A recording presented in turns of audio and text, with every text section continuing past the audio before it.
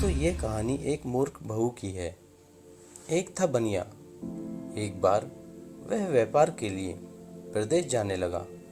जाते जाते अपनी बहू को बुलाकर उसने कहा, मैं प्रदेश जा रहा हूँ, तुम अच्छी तरह रहना, बच्चों को भी संभालना और अपनी सास का भी अपने बच्चों की तरह देखभाल करना। याद रखना, माँ से कोई काम मत करवाना।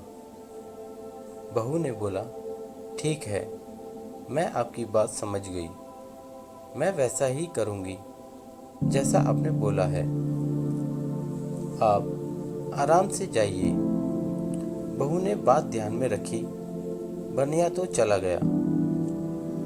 बहू ने दूसरे ही दिन माँ जी से कह दिया, माँ जी, आपके बेटे मुझसे कह गए हैं कि माँ को अपने बच्चों की तरह संभालना और उनको कोई काम मत करने देना। अब आप घर का कोई काम मत कीजिए। आप तो इन बच्चों के साथ खेलिए, खाइए और मौज करिए।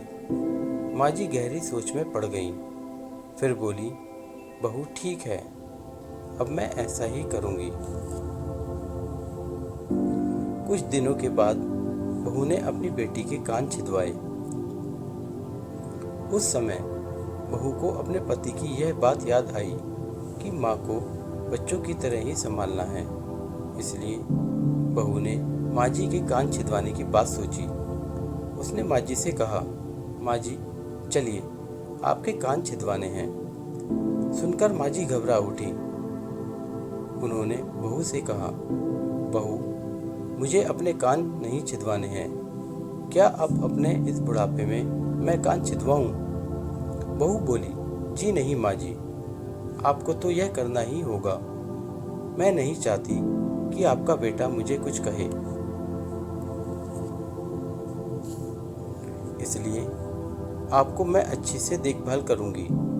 मेरी दोनों आंखें बराबर हैं, जैसी लड़की है वैसी ही आप भी हैं। माँ जी मन ही मन समझ गई और सुनार के पास बैठकर उन्होंने अपने कान छिदवा लिए। सुनार ने कान छेदे और कान में धागा भी डाला। बहू जिस तरह रोज रोज लड़की के कान में तेल लगाती थी, उसी तरह माँ जी के कान में भी लगाती रही। थोड़े दिनों के बाद बहू ने अपनी बेटी के लिए बाली बनवाई तो उसे अपने पति की बात याद आई। फिर उसने माँ जी के लिए भी बाली बनवाई और कहा, आइए, आपको यह बाली पहना दूं।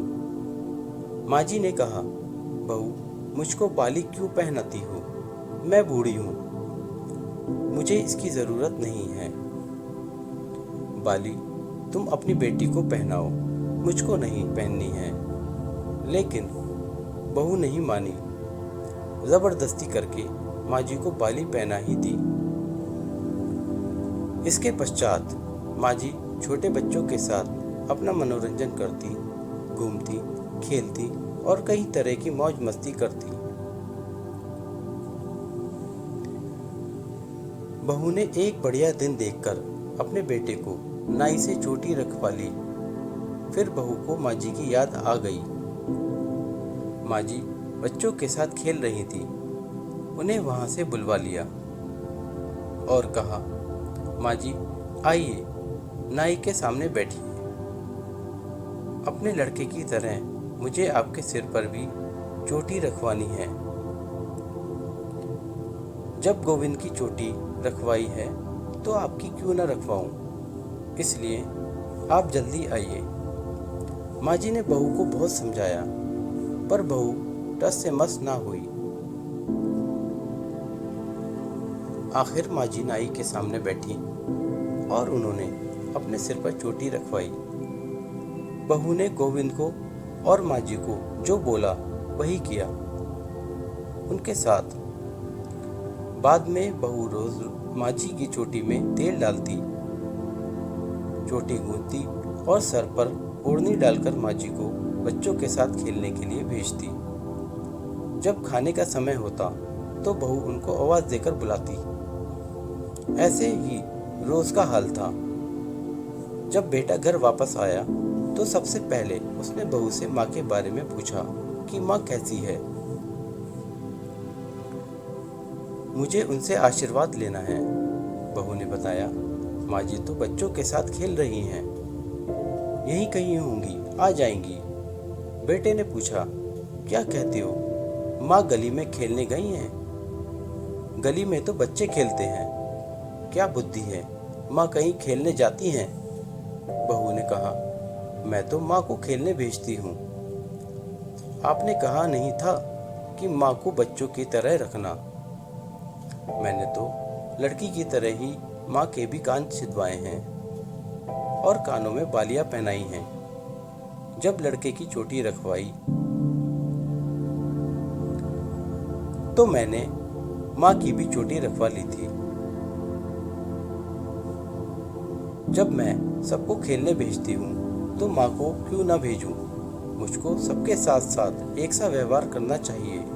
पति समझ गया कि उसकी मूर्ख स्त्री की अकल का दिवाला निकल गया है।